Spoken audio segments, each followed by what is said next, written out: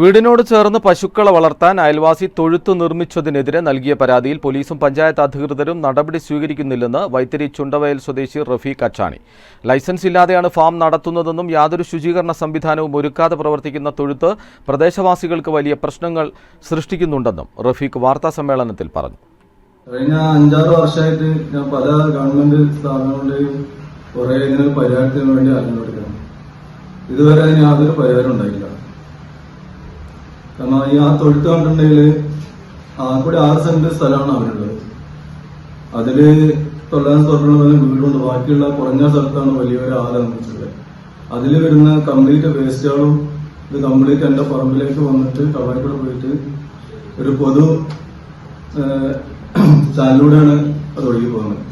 പിന്നെ എത്തില് അതുപോലെ പഞ്ചായത്തില്, പോലീസ് സ്റ്റേഷനില്, പിന്നെ മലിനീകരണ നിയന്ത്രണ ബോർഡ്, അങ്ങനെ എല്ലാ വിഭാഗത്തിലും ഞാൻ പരാതി അയക്കുന്നുണ്ട്. അപ്പൊ അവരെല്ലാവരും അന്വേഷിക്കാൻ വേണ്ടി വരും, വന്ന് അന്വേഷിക്കും, പിന്നെ ആനെ വിളിക്കും, അതോടെ പിന്നെ അതിനൊരു പരിഹാരമാണ് പോകുന്നത്.